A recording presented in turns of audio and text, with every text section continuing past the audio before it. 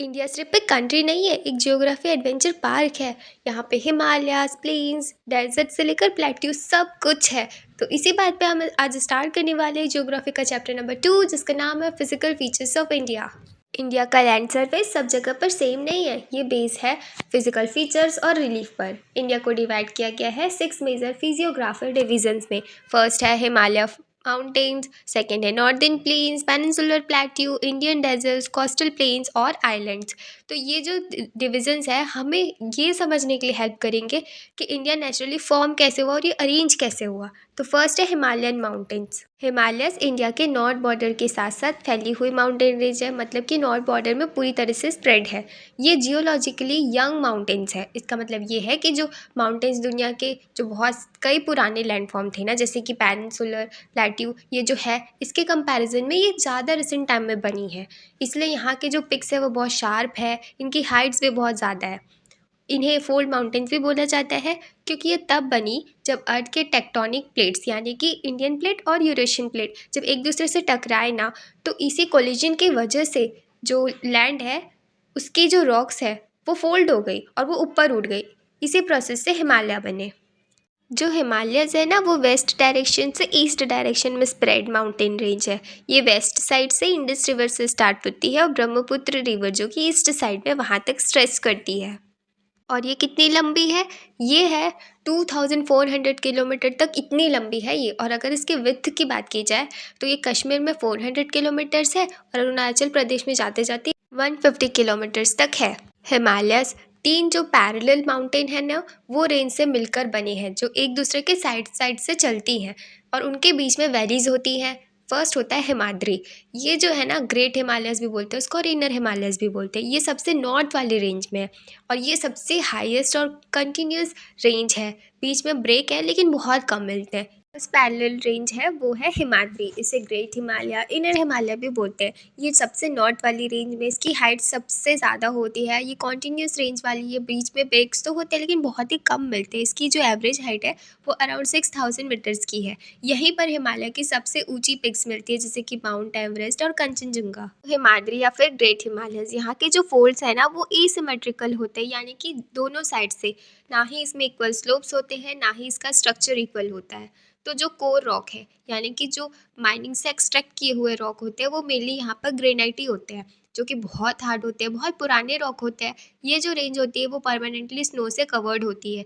तो बहुत सारे जो ग्लेशियर्स होते हैं बड़े बड़े वो यहीं से ओरिजिनेट होते हैं, इसी रीज़न से। और फिर ये फ्लो करते हैं डाउनवर्ड की तरफ और बहुत सारे रिवर्स में फिर ये अपना पानी देते हैं। अब क्योंकि हमेशा यहाँ पे बहुत ज़्यादा ग्लेशियर्स होते हैं, बहुत हैवी स्नो होते हैं, तो ये रीज़न बहुत ज़्यादा कोल्ड होता है, इसलिए ये सूटेबल नहीं होता सेटलमेंट के लिए। जो ग्रेट हिमालयस होती है ना वो इनर हिमालयस भी बोलते हैं। तो आप सोच रहे होंगे कि ये सबसे नीचे होती है, बट नहीं, ये सबसे ऊपर होती है। जो चाइना की साइड्स की जो पहली पैरेलल वाली होती है ना वो इनर हिमालय होती है, यानी कि ग्रेट हिमालय होती है। सेकंड जो आती है वो लेज़र हिमालय, जिसको हम हिमाचल भी बोलते हैं। हिमाचल रेंज हिमाद्री के साउथ यानी कि नीचे की तरफ लोकेटेड है।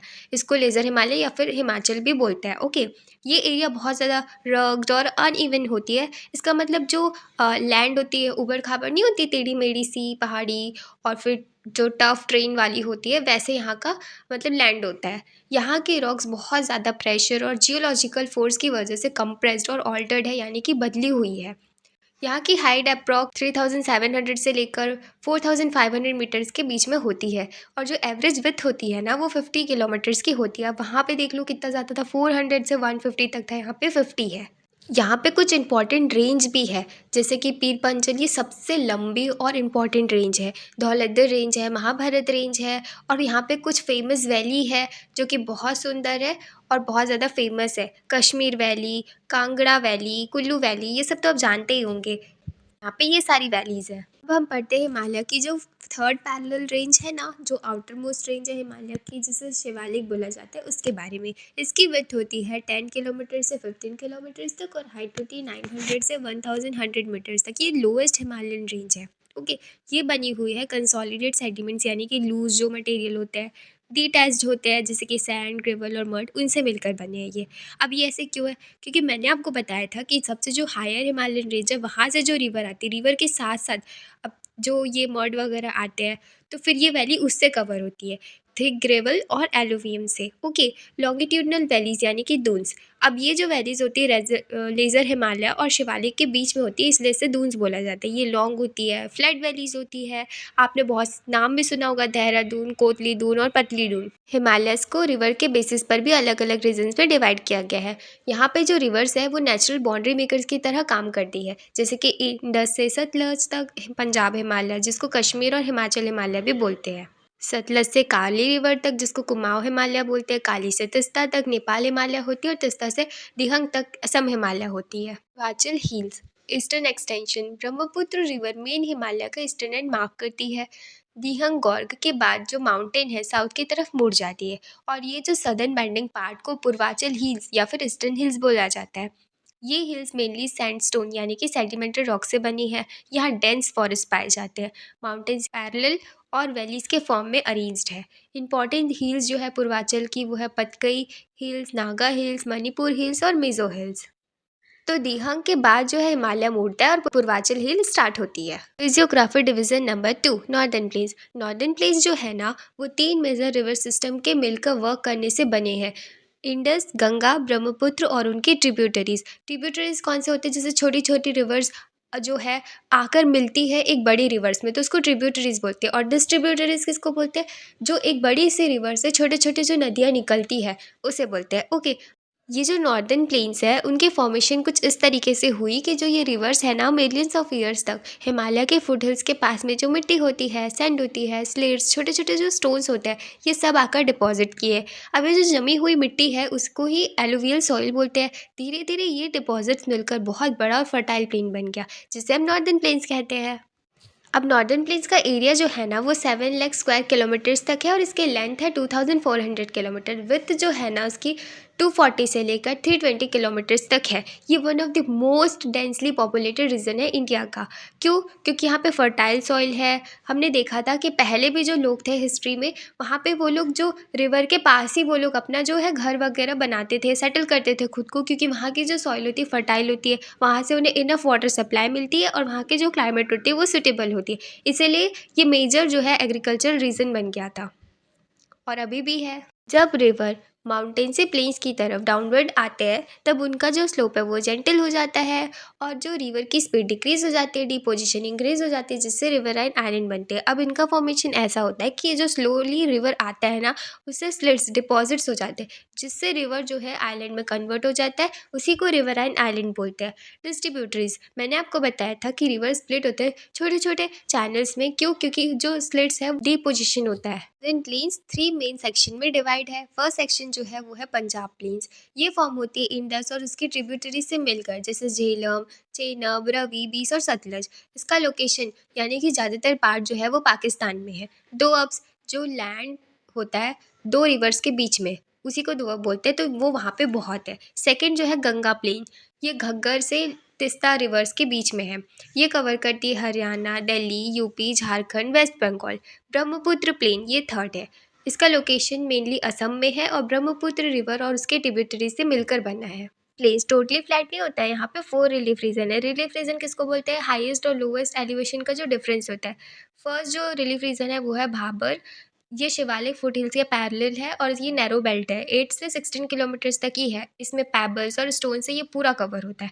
यहाँ की जो रिवर है वो जाती है, डिसअपियर हो जाती है, लेकिन बाद में टेरई जो सेकंड हमारा रिलीफ रीजन है भाबर के साउथ में, यहाँ पे रिवर जो है वापस से सरफेस पर आती है। इसका लैंड मार्शल स्वम्पी होता है। मार्शी जो ग्रास से कवर होता है, स्वम्पी मतलब ट्री से कवर होता है। ये दोनों ही रिवर बैंक पर पाए जाते हैं।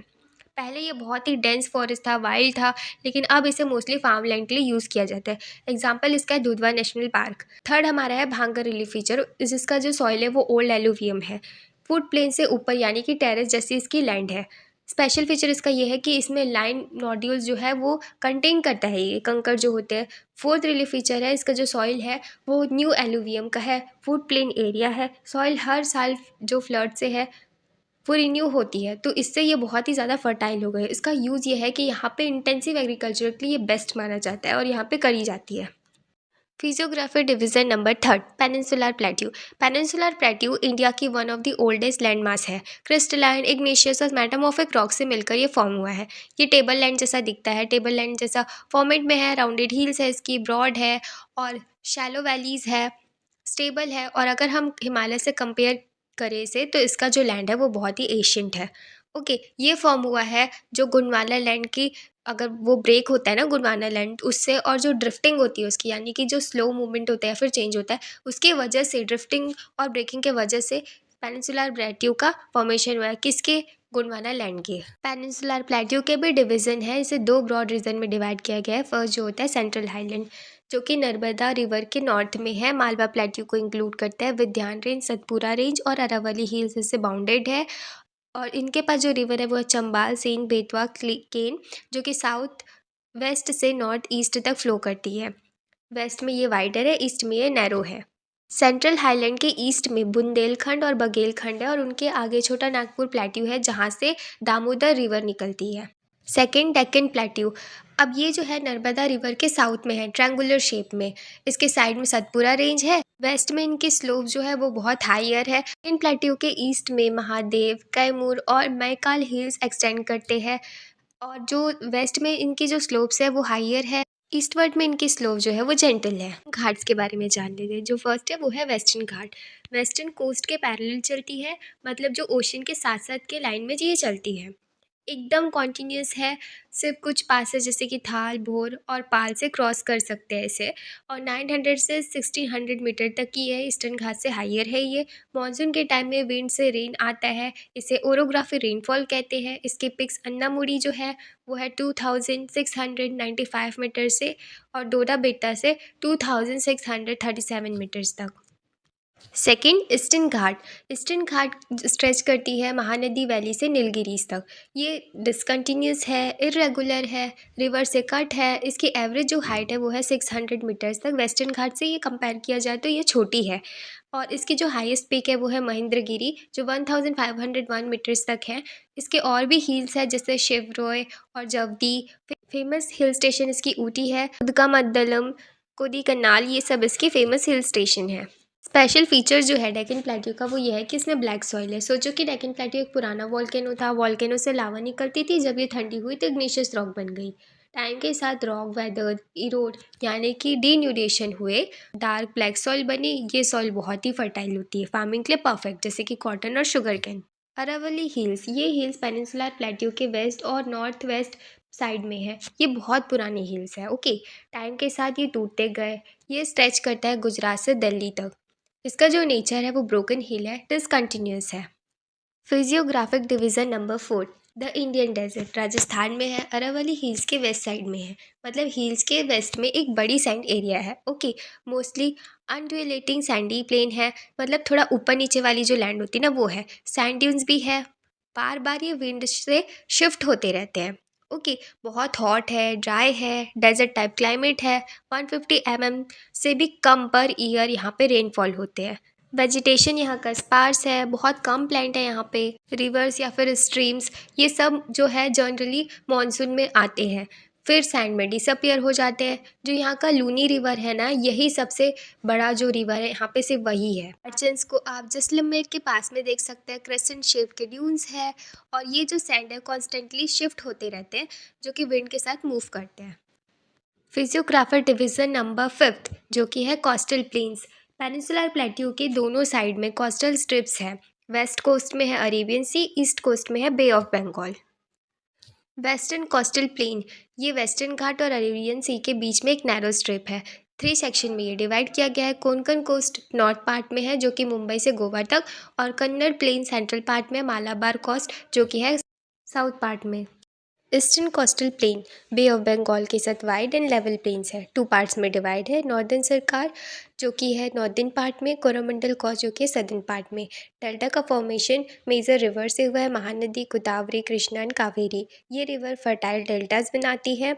इंपॉर्टेंट लेक है इसका चिल्का लेक, जो कि उड़ीसा में है। हमारा 6th and last physiographic division है आइलैंड। इंडिया के पास 2 मेन आइलैंड ग्रुप है। फर्स्ट है लक्षद्वीप आइलैंड, अरेबियन सी में, केरल के मालाबार कोस्ट के पास है। स्मॉल कोरल आइलैंड है ये। लक्षद्वीप, मिनिकोय, अमीन द्वीप, ये सारे जो नेम थे वो पहले थे लक्षद्वीप के 1973 के पहले। फिर 1973 में इसे रीनेम किया गया, लक्षद्वीप इसका नाम रखा गया। एरिया इसका 32 स्क्वायर किलोमीटर। इसका एडमिनिस्ट्रेटिव हेडक्वार्टर है कवारती। फ्लोरा और फौना को देखा जाए तो ये बहुत ही डाइवर्स है। स्पेशल स्पॉट इसका पीटी आइलैंड है जो कि बर्ड सेंचुरी है। पॉपुलेशन इसकी छोटी है, कुछ आइलैंड तो अनइनहेबिटेड है। निकोबार आइलैंड, ये बे ऑफ बंगाल में है। एक लॉन्ग चेन से नॉर्थ से साउथ तक स्प्रेड है। अंडमान आइलैंड जो है वो नॉर्थ और निकोबार आइलैंड साउथ। ये आइलैंड अंडर वाटर माउंटेन यानी कि सबमरीन माउंटेन के ऊपर उठकर बनी है। ओके, ये लक्षद्वीप से बड़े और ज़्यादा आइलैंड इसमें है। इक्वेटोरियल क्लाइमेट है, हमेशा ह्यूमिड और गर्म रहता है। थिक फॉरेस्ट है और डाइवर्स फ्लोरा एंड फौना है। इंडिया के नेवल और सिक्योरिटी पॉइंट ऑफ व्यू से ये बहुत इंपॉर्टेंट है। बस दोस्तों, ये थी हमारी इंडिया की अमेजिंग जियोग्राफी जर्नी। अगर आपको ये वीडियो इंटरेस्टिंग लगा तो इसे प्लीज़ लाइक करना और मेरे चैनल को सब्सक्राइब करो, वरना नेक्स्ट टाइम जब मैं आइलैंड और डेजर्ट की सीक्रेट बताऊंगी ना तो आप लोग मिस कर दोगे। मिलते हैं नेक्स्ट वीडियो में। Thank you.